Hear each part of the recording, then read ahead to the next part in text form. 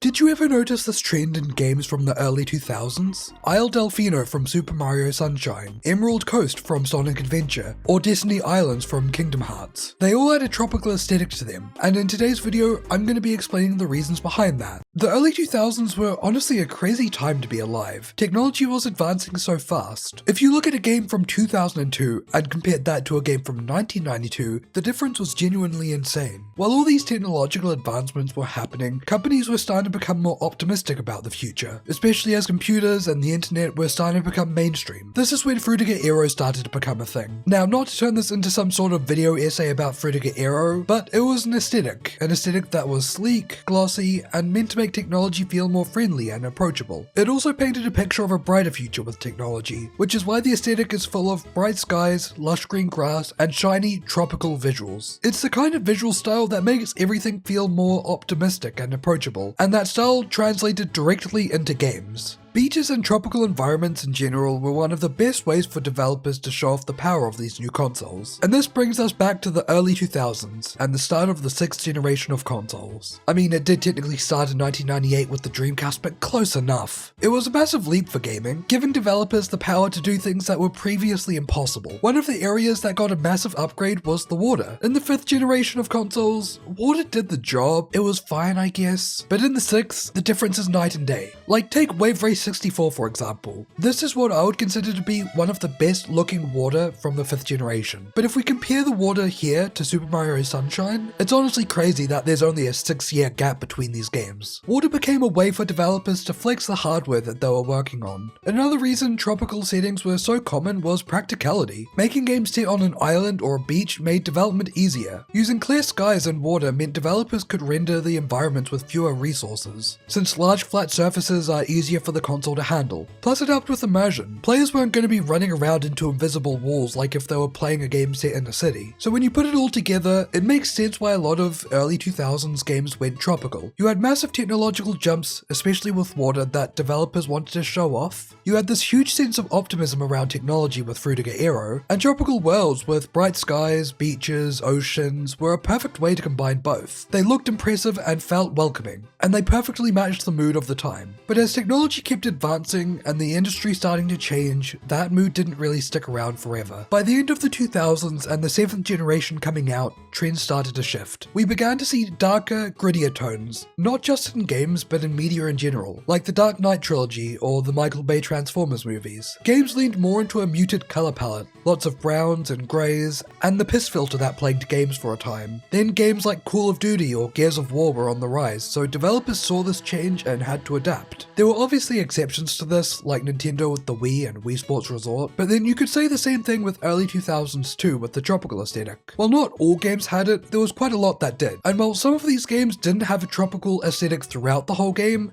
there was still that atmosphere, and that's why early 2000s games were so tropical. It was a perfect storm of things. Hardware finally powerful enough to show off realistic water, designers and developers feeling optimistic about the future, and the whole aesthetic with Fruitiger Aero being the way it is. But once that tech was normal and realism became the goal, the industry started to shift towards darker, grittier games. I really hope this aesthetic comes back in a way, because personally I liked it quite a lot. Anyways, if you enjoyed today's video, consider liking and subscribing, and if you enjoyed this video, you might enjoy this amiibo video that I made. Thanks for watching and goodbye.